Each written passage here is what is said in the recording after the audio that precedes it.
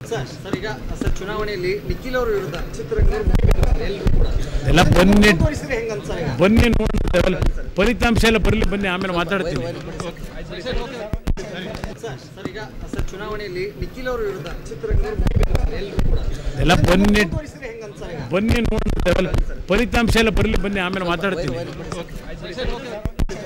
Sir ಈಗ sir ಚುನಾವಣೆಯಲ್ಲಿ ನಿಖಿಲ್ ಅವರ ವಿರುದ್ಧ ಚಿತ್ರರಂಗದವರು ಎಲ್ಲರೂ ಕೂಡ ಎಲ್ಲ ಬನ್ನಿ ತೋರಿಸಿದ್ರೆ ಹೆಂಗ ಅನ್ಸಲ್ಲ ಬನ್ನಿ ನೋಡ್ತೇವಲ್ಲ ಫಲಿತಾಂಶ ಎಲ್ಲ ಬರಲಿ ಬನ್ನಿ ಆಮೇಲೆ ಮಾತಾಡ್ತೀನಿ ಸಿನಿಮಾ ರಂಗ ಸುಮಲತಾ ಅವರ ಜೊತೆ ನಿಲ್ತು. ಯಶ್ ಮತ್ತು ದರ್ಶನ್ ಕೂಡ ಸುಮಲತಾ ಅವರಿಗೆ ಬೆಂಬಲವನ್ನು ಕೊಟ್ಟರು, ಒಟ್ಟಾಗಿ ಓಡಾಡಿದರು. ಮಂಡ್ಯದ ಜನತೆಯನ್ನು ದಯಮಾಡಿ ಸುಮಲತಾ ಅವರನ್ನು ಬೆಂಬಲಿಸಿ ಅನ್ನುವಂಥ ವಿನಂತಿಯನ್ನು ಮಾಡಿಕೊಂಡ್ರು. ಈ ನಾಡಿನ ಮುಖ್ಯಮಂತ್ರಿ ಇವತ್ತು ಯಶ್ ಮತ್ತು ದರ್ಶನ್ ಅವರಿಗೆ ಧಮಕಿಯನ್ನು ಕೊಟ್ಟಿರುವಂಥದ್ದು ಕುಮಾರಸ್ವಾಮಿ ಅವರ ಹಿಟ್ಲರ್ ಸ್ವಭಾವವನ್ನು ತೋರಿಸುತ್ತೆ.